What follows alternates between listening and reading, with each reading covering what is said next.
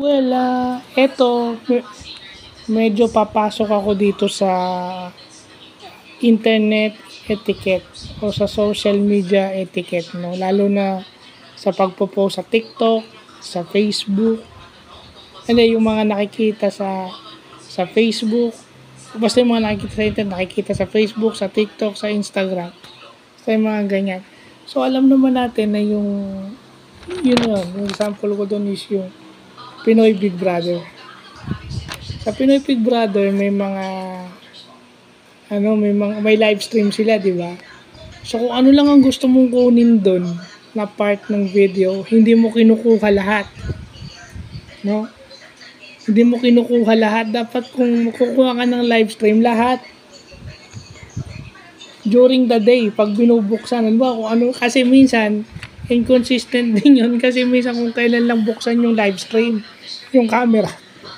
Kung kailan lang bubuksan yung camera, yun lang din ang makukuha mo. Pero sa bagay, naiintindihan natin kasi alam naman natin na may pinangangalagaan din yung ABS-CBN management at saka yung GMA kasi mga talents nila yan.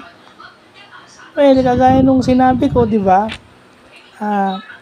Kung talagang matutuloy yung IF-10 o yung DASBAN na love team na siniship nyo, dapat yon malalaman natin paglabas. Malalaman yung paglabas kasi kita nyo yung JM Piang. Diba? Nagsimula sa bahay ni Kuya, din paglabas ng PBB house. Edi mas masaya ngayon yung mga fans nila. Kasi lagi nila nakikita magkasama yun. Ginawa na nga love team ng management yun. Then nakita ng management na may malakas sa tao, may chemistry. Tsaka kahit hindi naman nila aminin, may pagtatangi na sila sa isa't isa. Yun, obvious na yun, kahit hindi nasabihin, kita naman. Komportable na si Piang, tsaka si JM sa isa't isa. So, kung talagang gusto nyong malaman, since nasa labas na si phenomenal content creator ng QC, kaya nyo siyang magsalita. Kasi, tingnan nyo yung KD Lex, yung si Alexa Ilacad at saka si KD Estrada, nagsimula rin yun sa bahay ni Kuya, di ba? Si Alexa yung naging kadamay ni KD nung siya nasa loob, nagkakaroon siya ng mga anxiety attacks. Nagka-problema yung mental health ni KD, sino ang karamay niya? Naging yung kanyang nag-suffer yung mental health ni KD. So, si Alexa yung kanyang naging karamay, kahit na si Alexa nag-struggle din dahil pinagkakaguluhan din siya. Yung KD Lex, example, hanggang ngayon. Parang in a relationship na ata, si yung KD Lex, totoong sila na.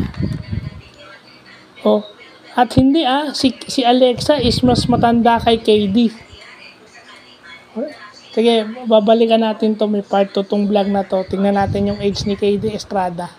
Pero alam ko mas matanda si Alexa kaysa kay KD. Ganun din naman si Bana mas matanda siya kay Dustin. So pwede. Tsaka kung babalikan nyo, yung kasi masyado kayo nakakonsentrate do sa bahay ni Kuya. Pero kung talagang kayo suportado niya yung love team na yan, tingnan nyo ano bang preference ni Ivana bago siya pumasok sa bahay ni Kuya at ngayon na nasa labas na ulit siya. Sinabi niya sa mga interviews niya doon sa Pika PH, sinabi niya nung tinanong siya ng mga nag-i-interview, ano yung prepared mo? Sabi niya, he prepares older guys. Mas bata si Justin. So, hindi ko naman sinasabi na posibleng mabago yun. Kasi considering ano yung nakita niya kay Dustin. Siya lang ang pwede makapagsabi na yung pag sinabi niyang jojowain ngayon, pagkakatotoo. Yun yung sinasabing online etiquette. Hindi kasi kayo dapat nagpo-post ng kung ano-ano. Tapos, Hindi nyo man lang bine-verify. Kawawa yung tao. So, yun lang po.